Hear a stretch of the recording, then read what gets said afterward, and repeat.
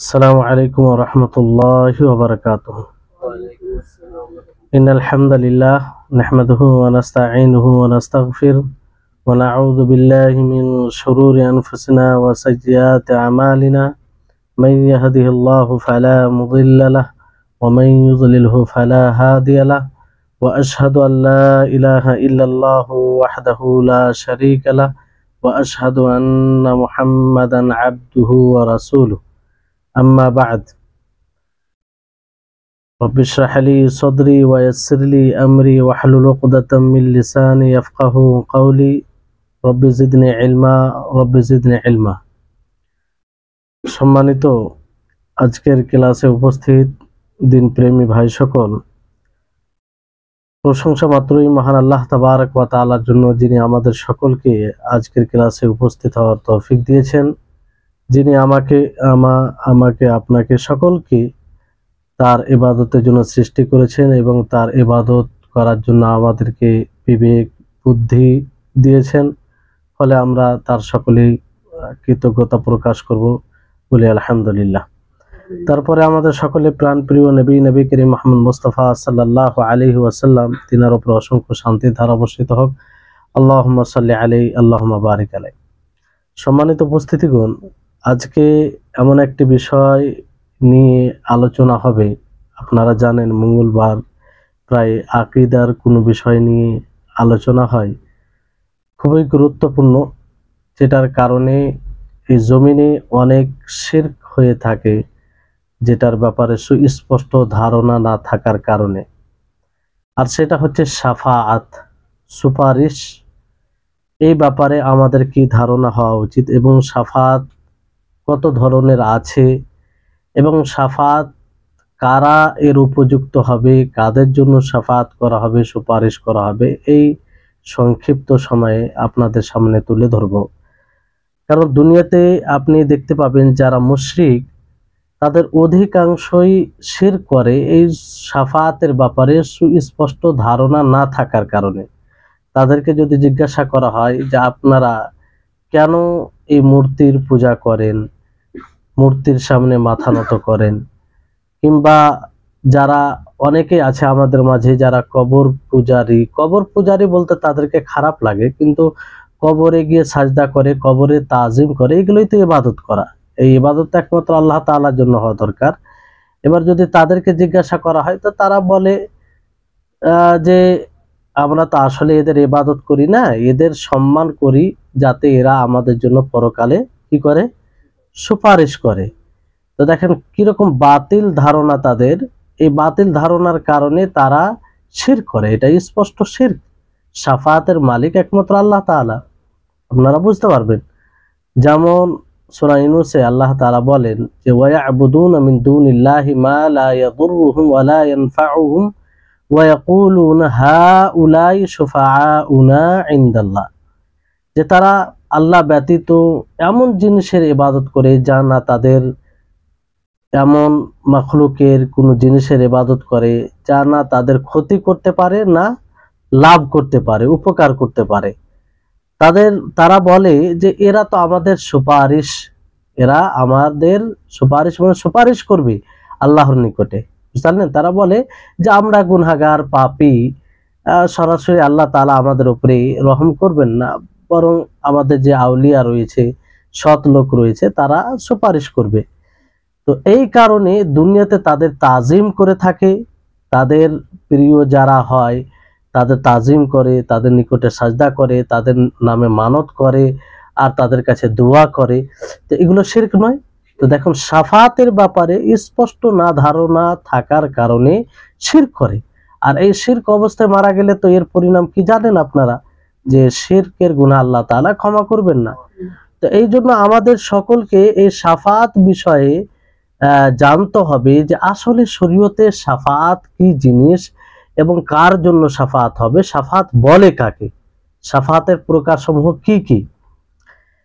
শাফাআত আসলে আশ-শাফাআহ আরবিতে বলা হয়, আর এটা শাফাআ ইয়াশফাউ থেকে উৎপত্তি। দুই জিনিসকে মানে দুটো করে দেয়, এটাকে শাফাআ বলা হয়। জোড়কে কি বলা হয়? শাফাআত। এটা বেজোড়ের বিপরীত, বেজোড়ের বিপরীত।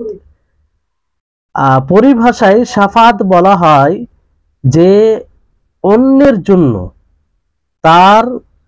জন্য কোনো লাভ অথবা তার কোনো ক্ষতি দূর, অন্যের জন্য লাভ অর্জন করতে গিয়ে অথবা তার কোনো ক্ষতি দূর করতে গিয়ে মাধ্যম অবলম্বন করা।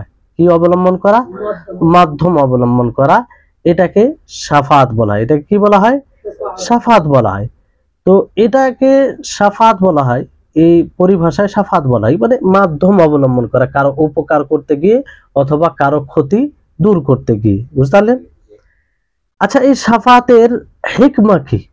কেন এই শাফাত আছে? কিয়ামতের মাঠে শাফাত হবে, যেমন শাফাতের প্রকারসমূহ আসছে, মানে শুনবেন। তো এর হিকমা কি? এর হিকমত হচ্ছে যে আল্লাহ তাআলা আসলে এই শাফাতের মাধ্যমে যারা সুপারিশ করবে তাদেরকে সম্মানিত করতে চাইছেন। তাদের মর্যাদা আল্লাহ তাআলা দিয়েছে, তাদের শান, তাদের মর্যাদাকে আল্লাহ তাআলা কিয়ামত দিবসে বৃদ্ধি করবেন। বুঝতে পারলেন? আর আল্লাহ তাআলা যে আফু, আল্লাহ তাআলার যে ক্ষমা, এটা প্রশস্ত, এটা স্পষ্ট হওয়ার জন্য। বুঝতে পারলেন? তো এই শাফাতের অনেক প্রকার রয়েছে। শাফাত মূলত দুই প্রকার, একটা হচ্ছে দুনিয়াতে শাফাত এবং আখেরাতে শাফাত। দুনিয়াতে শাফাত ও আখেরাতে শাফাত। শাফাত মানে তো বুঝতে পারছেন, সুপারিশ করা। দুনিয়াতে শাফাত, এই ব্যাপারে দুনিয়াতে সুপারিশ করা এটা বৈধ। এটা কি? বৈধ। দুনিয়াতে সুপারিশ করা যায়। আর দুনিয়াতে কিছু কিছু সুপারিশ বৈধ আছে, আবার কিছু অবৈধ আছে। বুঝতে পারলেন? যেমন আল্লাহ তাবারক ওয়া তাআলা সূরা নিসার 85 নম্বর আয়াতে বলেন, মান ইয়াশফা শাফাআতান হাসানাতান ইয়াকুল লাহু নাসীবুম মিনহা ওয়া মান ইয়াশফা শাফাআতান সাইয়্যাতান ইয়াকুল লাহু কিফলুম মিনহা ওয়া কানা আল্লাহু আলা কুল্লি শাইইন মুকিতা। যে ব্যক্তি ভালো সুপারিশ করবে, ভালো কাজে সুপারিশ করবে, তার জন্য তার মধ্যে তার অংশ থাকবে। যেমন ধরুন, কোনো ছেলের স্কুলে ভর্তি করতে হবে কিংবা ভালো একটা গ্রহণযোগ্য স্কুলে ভর্তি করতে হবে, ভর্তি স্বাভাবিকভাবে হয় না, কিন্তু একজন ভারসাম্য ব্যক্তি গিয়ে যদি বলে তো তার ভর্তিটা নিয়ে নিবে। তো এটা একটা সুপারিশ। তো এটা একটা ভালো কাজ কি ভালো কাজ নয়? ভালো কাজ। তো এরকম ধরনের কেউ যদি সুপারিশ করে অন্যের হক যাতে না মারা হয়, বুঝতে পারলেন, তো অবশ্যই সে নেকি পাবে। আর যদি কেউ মন্দ কাজে সুপারিশ করে, মন্দ কাজে, যেমন অন্যর হককে নষ্ট করে কাউকে কিছু দেওয়া, সুপারিশ করে কিছু দেওয়া, তো এটা মন্দ, ভালো না মন্দ? মন্দ। তো এর গুনাহ আছে আর এর শাস্তি আছে। বুঝতে পারলেন? তো এটা অবৈধ। আর প্রথম যেটা বললাম বৈধ। তো মানুষের অনেক সময় প্রয়োজন পড়ে যায়, শাফাতের প্রয়োজন পড়ে দুনিয়াতে। আর দুনিয়া তো শাফাত করতে হবে যদি ভালো কাজ হয়। আল্লাহর নবী এর প্রতি উদ্বুদ্ধ করেছেন মানুষকে। যেমন আবু মুসা আশআরী রাদিয়াল্লাহু তাআলা আনহু থেকে বর্ণিত, তিনি বলেন যে রাসূল সাল্লাল্লাহু আলাইহি সাল্লাম ইযা জাআহু আস-সাইলু আও তুলিবাত ইলাইহি হাজা, যে রাসূল সাল্লাল্লাহু আলাইহি সাল্লামের নিকটে যখন কোনো সাইল প্রশ্নকারী আসতো, কেউ চাইতে আসতো, কোনো প্রয়োজন, কিছু চাইতো, প্রয়োজন জন্য বলতো আল্লাহর নবীকে, তখন তিনি কি বলতেন? ইশফাউ তুজারু, যে তোমরা সুপারিশ করো, এতে তোমরা নেকি পাবে। কি পাবে? নেকি পাবে, আজর পাবে। ওয়া ইয়াকদিল্লাহু আলা লিসানি নবিহি সাল্লাল্লাহু আলাইহি ওয়াসাল্লাম মা শা, আর আল্লাহ তাআলা তার নবী মুহাম্মদ সাল্লাল্লাহু আলাইহি ওয়াসাল্লামের জিহবা দ্বারা যেটা ইচ্ছা সেটা পূর্ণ করেন। তাহলে এখান থেকে স্পষ্ট কি হচ্ছে? যে সুপারিশ করতে হবে ভালো কাজে। বুঝতে পারলেন? এতে নেকি আছে। আর আল্লাহ নবী নিজে সুপারিশ করেছেন দুনিয়াতে অনেক বিষয়ে। যেমন একটা হাদিস বলি, যে বারিরা, ওনার স্বামী কি ছিল? বান্দা ছিল, মানে গোলাম ছিল, যাকে মুগিস বলা হতো। কি বলা হতো? মুগিস। তো একদিন সেই মুগিসকে কান্না করতে দেখে। কে? আব্দুল্লাহ ইবনে আব্বাস। বুঝতে পারলেন? মুগিস তিনি কান্না করেছিলেন, তিনি চোখ দিয়ে অশ্রু বইছিল, আর দাড়ি দিয়ে সেটা মানে অশ্রুটা বয়ে পড়ছিল আর কি। তো নবী করিম মুহাম্মদ সাল্লাল্লাহু আলাইহি ওয়াসাল্লাম আব্বাসকে বলেন, ইয়া আব্বাস আলা তাআজাবু মিন হুব্বি মুগীথি বারিরাতা, তুমি কি আশ্চর্যজনক হচ্ছ না, আশ্চর্য হচ্ছ না, কিংবা আশ্চর্য হচ্ছে না তোমাকে মুগীস যে বারিরাকে এত ভালোবাসে যে তার জন্য সে কান্না করছে, তার চোখ দিয়ে অশ্রু বইছে। অমিম বুগজি বারিরাতা মুগীতান, আর বারিরা রাদিয়াল্লাহু তাআলা আনহা তিনি মুগীসকে ঘৃণা করছে, এটা থেকে তুমি আশ্চর্য হচ্ছ না? তো নবী করিম মুহাম্মদ সাল্লাল্লাহু আলাইহি ওয়াসাল্লাম বলেন লাউ রাজাতিহি, হ্যাঁ তাকে বলে কাকে, মুগীসকে বলে, হ্যাঁ না বারিরাকে বলে যে তুমি যদি ফিরে আসো, তুমি যদি ফিরে আসো মানে যা হয়েছে হয়েছে, ফিরে আসো, তাকে আবার অবলম্বন করো। তো তিনি বলেন ইয়া রাসূলুল্লাহ তা'মুরুনি, আপনি কি এটাকে আদেশ দিচ্ছেন আমাকে, আপনি কি হুকুম করছেন আমাকে? তিনি বললেন না, ইন্নামা আনা আশফাউ, আমি কি করছি, সুপারিশ করছি, বারিরার মানে মুগীসের পক্ষ থেকে আমি সুপারিশ করছি। তো তিনি বললেন লা হাজাত আলী ফিহি, আমার সেই মুগীসের কোনো প্রয়োজন নেই, আমি তার প্রতি ইন্টারেস্ট রাখি না, যেহেতু আপনার হুকুম নয়। তো তিনি এক কথা গ্রহণ করলেন না আর কি। তো বিষয়টি হচ্ছে যে এই হাদিস থেকে যেটা আসল বিষয় নেওয়ার, সেটা কি, যে আল্লাহ নবী সুপারিশ করেছেন, দুনিয়াতে সুপারিশ করেছেন, তো সুপারিশ শাফাআত করা যাবে, বুঝতে পারলেন? তারপরে এটা তো দুনিয়া পার্থিব জীবনে সুপারিশের বিষয় হলো, শাফাআতের বিষয় হলো, বুঝতে পারলেন? আর আখিরাতে যেটা শাফাআতের বিষয়, আখিরাতে সেটা কি, আখিরাতে শাফাআত তিন প্রকার। কয় প্রকার? তিন প্রকার, কিংবা দুই প্রকার বলতে পারেন। কয় প্রকার? দুই প্রকার। একটা হচ্ছে শাফাআতে মানফিয়া, আর একটা হচ্ছে শাফাআতে মুসবাতা। শাফাআতে মানফিয়া বলতে এমন শাফাআতে মানে এক একটা করে মানে তার সঙ্গে এবং তার বিস্তারিত আছে, যে শাফাআতে মানফিয়া কাকে বলা হয়? শাফাআতে মানফিয়া বলা হয় যে যেই শাফাআত, যেই সুপারিশ আল্লাহ ব্যতীত অন্য কারো কাছে চাওয়া হয়, এমন জিনিসে যেই শাফাআতের শক্তি একমাত্র আল্লাহ তাআলা রাখেন। কে রাখেন? আল্লাহ তাআলা রাখেন। মানে আল্লাহ তাআলা ব্যতীত অন্য কেউ তার উপরে শক্তি রাখে না শাফাআত করার, মানে সেটা করতে পারবে না অন্য কেউ, বুঝতে পারলেন? তো সেই শাফাআত চাওয়া, এটা শাফাআতে মানফিয়া। এরকম কোন শাফাআত অন্য কারো কাছে চাওয়া যাবে না, একমাত্র কার কাছে চাইতে হবে? আল্লাহর কাছে। এর দলিল কি? এর দলিল হচ্ছে আল্লাহ তাবারক ওয়া তাআলা সূরা বাকারা 254 নম্বর আয়াতে বলেন ইয়া আইয়ুহাল্লাযীনা আমানু আনফিকু মিম্মা রাযাকনাকুম মিন ক্বাবলি আন ইয়াতি ইয়াউমুন লা বাইউন ফীহি ওয়ালা খুল্লাতু ওয়ালা শাফাআ ওয়াল কাফিরুনা হুমুজ জালিমুন, যে হে মুমিনগণ তোমরা খরচ করো কি থেকে? যা তোমাদেরকে আল্লাহ তাআলা দিয়েছেন। মানে আল্লাহ তাআলা বলছে আমি যা দিয়েছি, মৃত্যু আসার পূর্বে। কি আসার পূর্বে? মৃত্যু আসার পূর্বে, যেদিন কোনো প্রকারের ব্যয় হবে না, কোনো প্রকারের দোস্তি থাকবে না, কোনো প্রকারের শাফাআত থাকবে না, কেউ কারোর শাফাআত করবে না। ওয়াল কাফিরুনা হুমুজ জালিমুন, এবং কাফির তারা কি? জালিম হবে। তারা কি হবে? জালিম হবে। তাহলে এই মানে শাফাআত বলতে যে যার প্রতি আল্লাহ তাআলা ব্যতীত অন্য কেউ শক্তি রাখে না, সেই বিষয়ে শাফাআত কারো হবে না, বুঝতে পারলেন? এটা হচ্ছে শাফাআতে মানফিয়া, বুঝতে পারলেন? আর আরেকটি শাফাআত হচ্ছে আশ-শাফাআতুল মুসবাতা। আশ-শাফাআতুল মুসবাতা মানে প্রমাণিত শাফাআত, যেটা দলিল দ্বারা যেটা প্রমাণিত। এই শাফাআত কেবলমাত্র আল্লাহর কাছে চাওয়া হয়। কার কাছে? আল্লাহর কাছে চাওয়া হয়। তো এই শাফাআতের শর্ত কি? দেখেন, শর্ত ভালো করে বুঝবেন। শর্ত হচ্ছে যে শাফাআত কার জন্য হবে কিয়ামতের মাঠে, আর কে শাফাআত করবে। তো এই ক্ষেত্রে শর্ত হচ্ছে, কেউ কেউ বলেছেন 3টি শর্ত, আবার কেউ বলেছেন 2টি শর্ত।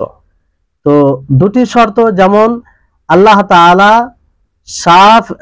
যাকে মানে সুপারিশ যে করবে তাকে অনুমতি দিবেন সুপারিশ করার, প্রথম শর্ত।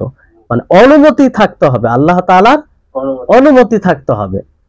আর দ্বিতীয় যেটা শর্ত হচ্ছে যে আল্লাহ তাআলা সাফে, যে সুপারিশ করবে সে, আর যার জন্য সুপারিশ করা হবে তার উভয়ের প্রতি আল্লাহ তাআলা সন্তুষ্ট হবেন। কি হবেন?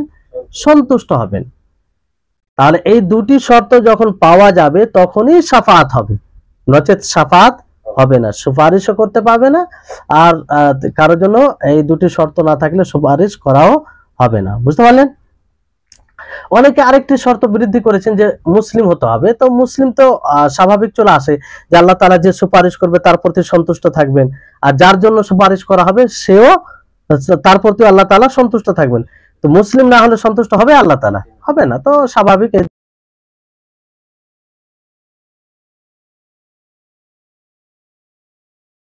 এটা কোরআন দ্বারা প্রমাণিত। এর দলিল কি? আল্লাহ তাবারক ওয়া তাআলা আয়াতুল কুরসিতে কি বলেন যে মান যাল্লাযী ইয়াশফাউ ইনদাহু ইল্লা বিইذনি, যে কে আছে যে তার নিকটে তার অনুমতি ব্যতীত সুপারিশ করবে। তার মানে কি আল্লাহর অনুমতি ছাড়া কেউ কারো সুপারিশ করতে পারবে না। তো এখান থেকে কি বোঝা যাচ্ছে যে অনুমতি লাগবে, আল্লাহ তাআলার অনুমতি লাগবে।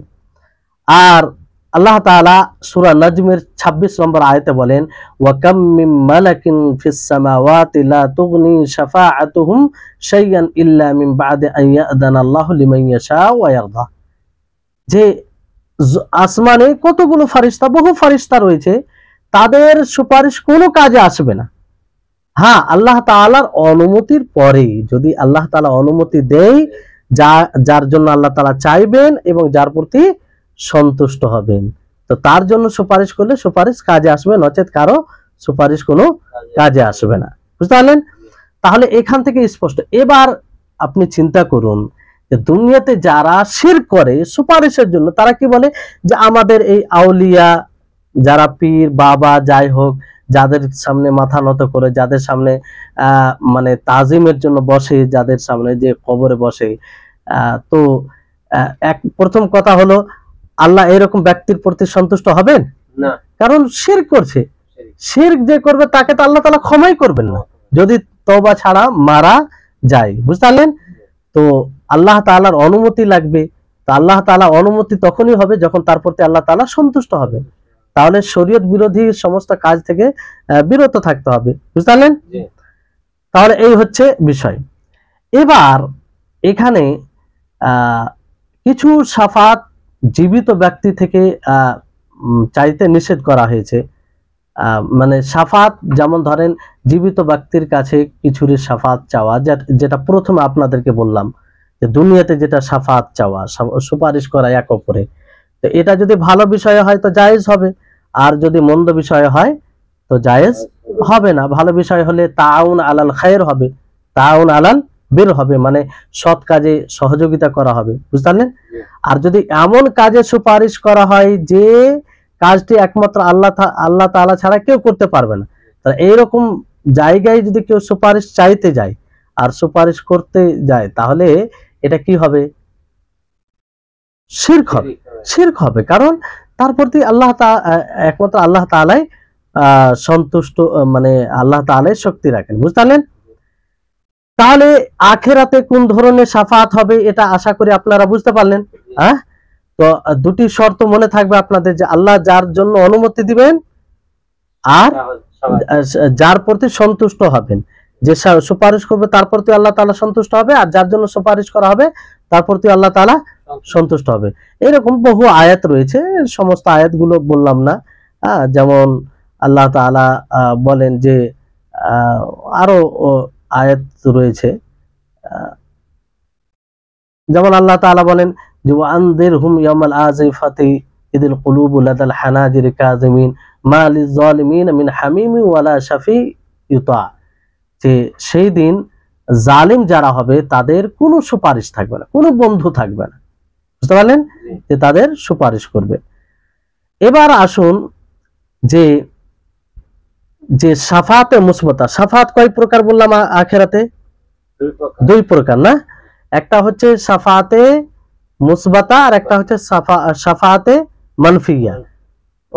মানফিয়া যেটা, এটা মানে শিরক হবে, হ্যাঁ, আর মুসবাতা যেটা প্রমাণিত। তো শাফাতে মুসবাতা যেটা আল্লাহর কাছে চাওয়া হয়, সেটার ফের আবার কয়েক প্রকার আছে, আবার কয়েক প্রকার রয়েছে। তো যেমন ফারিস্তাগণ শাফাত করবেন, এটা কি? ফারিস্তাগণ করবেন শাফাত, নবী করবে, মুমিন এরা করবে। বুঝতে পারলেন? এই ব্যাপারে হাদিস রয়েছে আবু সাঈদ খুদরি রাদিয়াল্লাহু তাআলা আনহু থেকে বর্ণিত, তিনি বলেন রাসূল সাল্লাল্লাহু আলাইহি সাল্লাম বলেন, শাফাআতিল মালাইকাতু, ফেরেশতাগণ সুপারিশ করবেন, ওয়া শাফাআন নাবিয়্যুন, নবীগণ, ওয়া শাফাআল মুমিনুন, মুমিনগণ, ওয়ালাম ইয়াবকা ইল্লা আরহামুর রাহিমিন, আরহামুর রাহিমিন ছাড়া কেউ বাকি থাকবে না। আরহামুর রাহিমিন অর্থাৎ আল্লাহ তাআলা বাকি থাকবেন। তারপরে আল্লাহ তাআলা জাহান্নাম থেকে এক মুষ্টি বের করবেন, বুঝলেন? ফায়ুখরিজু মিনহা কওমান লাম ইয়ামালু খায়রান কাত্তু। তো তাদের সেই এক মুষ্টিতে কিছু লোক এমন বের হবে যারা কখনো কল্যাণমূলক কাজ করেন, সৎকর্ম করেনি। কি করেনি? সৎকর্ম করেনি। তো তারা একদম মানে জ্বলে, তাদের শরীরের আকার ধরন অন্যরকম থাকবে।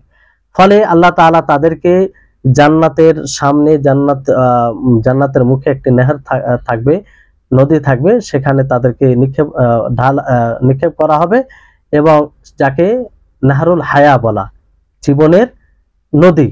তো সেখানে তাদেরকে নিক্ষেপ করে তারা আবার বের হবে, একদম তাজা সতেজ হয়ে যাবে, আর শরীর সবকিছু ভালো হয়ে যাবে, বুঝতে পারলেন? তো এখান থেকে বোঝা যাচ্ছে যে মুমিনিন, নবীগণ, ফেরেশতাগণ এবং মুমিনিন এরা সকলে সুপারিশ করবে, বুঝতে পারলেন? তারপরে দ্বিতীয় যেটা শাফাত হচ্ছে যে নবী সাল্লাল্লাহু আলাইহি সাল্লাম বিশেষভাবে সুপারিশ করবেন। নবী সাল্লাল্লাহু আলাইহি সাল্লাম বিশেষভাবে সুপারিশ করবেন। নবী সাল্লাল্লাহু আলাইহি সাল্লাম কয়েক জায়গায় সুপারিশ করবেন, তার কয়েকটি দিক আছে। যেমন একটি সুপারিশ হচ্ছে আশ-শাফাআতুল উজমা বলা হয়, এটা মনে রাখবেন। আশ-শাফাআতুল উজমা, বড় শাফাত। কি? বড় শাফাত। আর সেটা কি? যে শাফাতের জন্য সমস্ত উম্মত আদম আলাইহিস সালামের নিকটে যাবে, ঈসা আলাইহিস সালামের নিকটে, ইব্রাহিম আলাইহিস সালামের নিকটে, মুসা আলাইহিস সালামের নিকটে, নূহ আলাইহিস সালামের নিকটে, সকলেই মানা করে দিবে। সকলেই বলবে যে তাদের ভুলকে স্মরণ করে আর যাবে না সামনে, বুঝতে পারলেন? মুহাম্মদ সাল্লাল্লাহু আলাইহি সাল্লাম এই সুপারিশ করবেন, যাকে মাকামে মাহমুদ বলা হয়। মাকামে মাহমুদ, প্রশংসিত একটা মাকাম, সম্মানিত মাকাম, যে মাকাম একমাত্র নবী করিম মুহাম্মদ সাল্লাল্লাহু আলাইহি সাল্লামকে দেওয়া হয়েছে। তো এই সুপারিশ একমাত্র কে করবে? মুহাম্মদ সাল্লাল্লাহু আলাইহি সাল্লাম, তিনি ব্যতীত অন্য কেউ করবে না, বুঝতে পারলেন? তো এই শাফাত নবী সাল্লাল্লাহু আলাইহি সাল্লামের সাথে খাস। দ্বিতীয় শাফাত হচ্ছে যে আল্লাহ নবী সুপারিশ করবেন জান্নাতে প্রবেশ করার জন্য। কিসে? জান্নাতে প্রবেশ করার জন্য। জান্নাতে ফয়সালা হয়ে যাওয়ার পরেও মানে হবে না, আল্লাহ নবী সুপারিশ করবেন, তারপর জান্নাতে যাবে, বুঝতে পারলেন? এটাও নবী সাল্লাল্লাহু আলাইহি সাল্লাম করবেন। তারপরে নবী সাল্লাল্লাহু আলাইহি সাল্লাম সুপারিশ করবেন 3 নম্বর হচ্ছে সেই সব ব্যক্তিদের জন্য যাদের গুনাহ এবং নেকি বরাবর হয়েছে। গুনাহ এবং নেকি বরাবর, মানে দুই দিকটাই বরাবর। তো তাদের ব্যাপারে আল্লাহ নবী সুপারিশ করবেন যে তাদেরকে জান্নাতে প্রবেশ করানো হোক। আল্লাহ নবীর সুপারিশের ফলে তাদেরকে জান্নাতে প্রবেশ করানো হবে, বুঝতে পারলেন? 4 নম্বর সুপারিশ হচ্ছে, শাফাত হচ্ছে যে আল্লাহ নবী ওই সমস্ত লোকদের জন্য সুপারিশ করবেন যারা জান্নাতে প্রবেশ হয়ে গেছে, কিন্তু তাদের মাকাম উঁচু করার জন্য, তাদের মর্যাদা আরো বাড়িয়ে দেওয়ার জন্য, তারা আরো সুউচ্চ মাকাম যেন লাভ করতে পারে, এর জন্য আল্লাহ নবী তাদের জন্য কি করবেন? সুপারিশ করবেন। 5 নম্বর সুপারিশ আল্লাহ নবীর হচ্ছে, যেটা শাফাত করবেন আল্লাহ নবী, সেটা হচ্ছে যে যারা তাওহীদবাদী, আল্লাহর একত্ববাদকে এই দুনিয়াতে বাস্তবায়ন করেছে, আল্লাহকে এক অদ্বিতীয় বলে মেনেছে, শিরক করেনি, কিন্তু গুনাহ, অনেক রকমের গুনাহ করেছে, ফলে তারা জাহান্নামে গেছে, গুনার কারণে জাহান্নামে। তো আল্লাহ নবী করিম মুহাম্মদ সাল্লাল্লাহু আলাইহি ওয়াসাল্লাম তাদের জন্য সুপারিশ করবেন যে তাদেরকে জাহান্নাম থেকে বের করে কোথায় দেওয়া হোক? জান্নাতে দেওয়া হোক। এটা একটা সুপারিশ। 6 নম্বর সুপারিশ হচ্ছে যে আল্লাহ নবী মুহাম্মদ সাল্লাল্লাহু আলাইহি ওয়াসাল্লাম আযাবকে হালকা করার জন্য সুপারিশ করবেন, যে জাহান্নামে তো আছে, কিন্তু তাদেরকে জাহান্নামে যে শাস্তি দেওয়া হবে, কঠিন শাস্তি হবে, যারা আমরা কল্পনা করতে পারি না, বুঝতে পারলেন? তো তাদের আযাব যেন হালকা হয়, মানে একটু হালকা করা হয়, এই জন্য আল্লাহ নবী কি করবেন? সুপারিশ করবেন। এই জন্য কি করবেন? আল্লাহ নবী সুপারিশ করবেন। যেমন নবী করিম মুহাম্মদ সাল্লাল্লাহু আলাইহি সাল্লাম তার চাচা আবু তালিবের জন্য কি করবেন? সুপারিশ করবেন কি করবেন না? যে তিনাকে সুপারিশ করার ফলে তিনার চাচাকে আগুনের জুতা পরানো হবে। কি? আগুনের জুতা। যে আগুনের জুতা পড়ার কারণে মাথার মগজ, যেমন আমরা ভাত রান্না করি, তো ভাত গরম পানি টকবক টকবক করে এরকম ভাবে মাথার মগজ এরকম টকবক করবে, বুঝতে পারলেন? এটা হচ্ছে জাহান্নামের সবচেয়ে নিম্ন শাস্তি, মানে সবচেয়ে হালকা শাস্তি। এবার আপনি কল্পনা করুন যে জাহান্নামের কত কঠিন শাস্তি রয়েছে। তো এটা একটা সুপারিশ আল্লাহ নবী, এই শাফাত আল্লাহ নবী করবেন। 6 নম্বর হলো। 7 নম্বর সুপারিশ হচ্ছে যে আল্লাহ নবী তাদের জন্য সুপারিশ করবেন যারা মানে গুনাহগার হবে, পাপী হবে, আর তাদের ফয়সালা হয়ে যাবে যে তারা জাহান্নামে যাবে। কোথায় যাবে? জাহান্নামে যাবে। আল্লাহ নবী তাদের জন্য সুপারিশ করবেন যে তাদেরকে যেন জান্নাতে প্রবেশ করানো হয়, ফলে তারা জান্নাতে যাবে সুপারিশের ফলে, বুঝতে পারলেন? আর 8 নম্বর সুপারিশ হচ্ছে যে নবী করিম মুহাম্মদ সাল্লাল্লাহু আলাইহি ওয়াসাল্লাম সেই সব লোকদের ব্যাপারে সুপারিশ করবেন যারা জান্নাতে বিনা হিসাবে জান্নাতে যাবে, জান্নাতে বিনা হিসাবে যাবে, বুঝতে পারলেন? কোনো প্রকারের হিসাব হবে না। তো এর জন্য আল্লাহ নবী সুপারিশ করবেন, বুঝতে পারলেন? যেমন উকাশা বিন মেহসান, তার জন্য আল্লাহ নবী কি করবেন? সুপারিশ করবেন। তো এইভাবে আল্লাহর নবীর জন্য 8 প্রকারের সুপারিশ শাফাত প্রমাণিত, বুঝতে পারলেন? এর মধ্যে আর অন্য কোনো যে ধরনের শাফাতের ধারণা রাখা হয় দুনিয়াতে সেগুলো সঠিক নয়, বুঝতে পারলেন? এই শাফাতের বিষয়ে সঠিক ধারণা না থাকার কারণে পৃথিবীতে যতগুলো শিরক হয় তার বেশিরভাগ অন্যতম কারণ হচ্ছে যে এই শাফাত। তারা কি বলে যে আমরা এই জন্য তাদের ইবাদত করছি, তাদের সম্মান করছি যে তারা আমাদের জন্য সুপারিশ করবে। কি করবে? সুপারিশ করবে যে আমরা গুনাহগার, পাপী। আল্লাহ তাআলা ওই কথা নকল করেছেন। তারা বলবে যে আমরা তো ইবাদত শুধু এই জন্য করছি যে তারা আমাদের সুপারিশ, তারা আমাদের জন্য সুপারিশ করবে, বুঝতে পারলেন? এবার আরেকটি পয়েন্ট দিয়ে শেষ হবে, সেটি হচ্ছে যে আমরা আখিরাতে কিভাবে শাফাত পাবো, এর মাধ্যম কি, এর উপায় কি? কোরআন ও হাদিসে বহু উপায় বলা হয়েছে, তার মধ্যে অন্যতম হচ্ছে যে আমরা বেশি বেশি করে কোরআন তেলাওয়াত করব। কোরআন তেলাওয়াত করা এটা একটা সুপারিশ পাওয়ার, শাফাত পাওয়ার একটি অন্যতম মাধ্যম। কারণ নবী করিম মুহাম্মদ সাল্লাল্লাহু আলাইহি ওয়াসাল্লাম কি বলেছেন যে সামি'তু রাসূলুল্লাহ সাল্লাল্লাহু আলাইহি ওয়াসাল্লাম ইয়াকুল, আবু উমামা আল বাহলি তিনি বলেন যে ইকরাউল কুরআনা ফাইন্নাহু ইয়াতি ইয়াউমাল কিয়ামাতি শাফিআন লি আসহাবিহি, যে তোমরা কোরআন পড়ো, কোরআন তেলাওয়াত করো, কারণ এই কোরআন সাহাবীদের জন্য সুপারিশ হয়ে আসবে, শাফি হয়ে আসবে, সুপারিশ করবে কোরআন। তাহলে কোরআন বেশি বেশি করে যদি আমরা অধ্যয়ন করি, পড়ি, তেলাওয়াত করি, কোরআনকে বোঝার চেষ্টা করি, তাহলে এই কোরআন আমাদের জন্য সুপারিশ করবে। তো যদি আমরা সেই দিন এগুলোই কাজে আসবে, বাকি অন্য কিছু কাজে আসবে না। না দুনিয়ার সম্পদ কাজে আসবে, না দুনিয়ার দাপট কাজে আসবে, না দুনিয়ার সম্মান কাজে আসবে, কিছু কাজে আসবে না, এগুলো কাজে আসবে। এই জন্য আমাদেরকে বেশি বেশি করে কোরআন তেলাওয়াত করতে হবে। তারপরে সিয়াম সুপারিশ করবে কি? তো এই জন্য সিয়াম বেশি বেশি রাখতে হবে। ফরজ সিয়াম তো রাখতেই হবে, তাছাড়া কোনো উপায় নেই। যেমন রমজান মাসের ফরজ সিয়াম, তারপরে যেগুলো আমরা নিজের উপরে ফরজ করি যেমন নজর সিয়াম, আর বাকি নফল সিয়ামও যেন আমরা বেশি বেশি করে রাখার চেষ্টা করি। কারণ আমভাবে বলা হয়েছে যে সিয়াম সুপারিশ করবে, আমভাবে বলা হয়েছে। তো আমভাবে বলা হয়েছে তো বেশি বেশি করে নফল সিয়ামও রাখা উচিত। নবী করিম মুহাম্মদ সাল্লাল্লাহু আলাইহি ওয়াসাল্লাম বলেন আস-সিয়াম ওয়াল কুরআনু ইয়াশফাআনি লিল আবদি ইয়াকুলু সিয়াম আই রাব্বি ইন্নী মানা'তুহু আত-তা'আম ওয়াশ-শাহাওয়াত বিন-নাহার ফাশাফি'নি ফীহি ওয়া ইয়াকুলুল কুরআন মানা'তুহু আন-নাওম বিল-লাইলি ফাশাফি'নি ফীহি ফায়ুশফা'আন। নবী করিম মুহাম্মদ সাল্লাল্লাহু আলাইহি ওয়াসাল্লাম বলেন যে সিয়াম, কোরআন এই দুইটি জিনিস বান্দার জন্য কি করবে? সুপারিশ করবে। সিয়াম বলবে এ রব্বি, হে আমার প্রতিপালক, ইন্নী মানা'তুহু আত-তা'আম, যে আমি তাকে খাবার থেকে বিরত রেখেছিলাম, খাবার থেকে বিরত রেখেছিলাম, এবং যে মনো ইচ্ছা আছে, যৌন ইচ্ছা, তা থেকে বিরত রেখেছিলাম দিনের বেলায়, অর্থাৎ স্ত্রীর সাথে মিলামেশা এগুলো থেকে, আরো যেগুলো হারাম কাজ সেগুলো থেকে বিরত রেখেছিলাম। তো সেই সিয়াম বলবে ফাশাফি'নি ফীহি, তুমি আমার সুপারিশ গ্রহণ করো তার ব্যাপারে। আর কোরআনও এইভাবে বলবে যে আমি তাকে ঘুম থেকে বিরত রেখেছিলাম, রাত্রে ঘুমাতে দিই, আমার ব্যাপারে, তার ব্যাপারে আমার সুপারিশ গ্রহণ করো। দুইজনের কোরআন এবং সিয়ামের সুপারিশ গ্রহণ করা হবে, বুঝতে পারলেন? তাহলে এটা আমরা আমল করতে পারি। তৃতীয় হচ্ছে যে জানাজার নামাজ, কি মাইয়েতের যে জানাজা, সালাতে জানাজা হয়, সেটাও সুপারিশের একটা মাধ্যম। আয়েশা রাদিয়াল্লাহু তাআলা আনহা থেকে বর্ণিত, তিনি নবী সাল্লাল্লাহু আলাইহি ওয়াসাল্লাম থেকে বর্ণনা করেন যে মা মিন মাইয়িতিন তুসাল্লি আলাইহি উম্মাতুম মিনাল মুসলিমিন ইয়াবলুগুনা মিয়াতা কুল্লুহুম ইয়াশফাউনা লাহু ইল্লা শুফিউ ফি।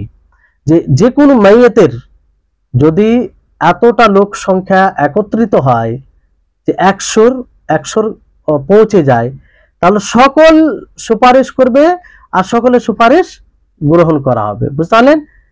ইশফাউনা লাহু মাইয়াতের জন্য গ্রহণ করা হবে। তাহলে আমরা যদি এক অপরের অন্য মাইয়াতের জায়গায় উপস্থিত হই, তাহলে আমি যখন মারা যাব তা আমার জন্য উপস্থিত হবে, এটা একটা কারণ হবে। তো এটা একটা সুপারিশ পাওয়ার। আর নবী করিম মুহাম্মদ সাল্লাল্লাহু আলাইহি ওয়াসাল্লাম অন্য হাদিসে বলেন যে মাইয়াতের যার জানাজায় 40 জন এমন লোক হবে, কেমন লোক হবে? এমন লোক হবে যে যারা আল্লাহর সাথে শিরক করেন, তারা যদি একত্রিত হয় 40 জন কারো জানাজা পড়ে, তাহলে তার কি করা হবে? তাদের সুপারিশ গ্রহণ করা হবে। বুঝতে পারলেন? তার ব্যাপারে, মাইয়াতের ব্যাপারে। তো এই হচ্ছে একটি অন্যতম উপায় সুপারিশ, মানে আখেরাতে সুপারিশ পাওয়ার জন্য। বুঝতে পারলেন? তারপর আরেকটি আমল হচ্ছে যে আজান দেওয়া। কি? আজান দেওয়া ও নবী করিম মুহাম্মদ সাল্লাল্লাহু আলাইহি ওয়াসাল্লামের উপরে তার জন্য দরুদ পাঠ করা ও তার জন্য ওসিলা প্রার্থনা করা আল্লাহর নিকটে। বুঝতে পারলেন? আজানের পরে। তো এটাও সুপারিশ পাওয়ার একটি আমল। নবী করিম মুহাম্মদ সাল্লাল্লাহু আলাইহি ওয়াসাল্লাম বলেন যে ইদা সামি'তুমুল মুআযযিনা ফাকুলু মিছলা মা ইয়াকুলু সুম্মা সাল্লু আলাইহি।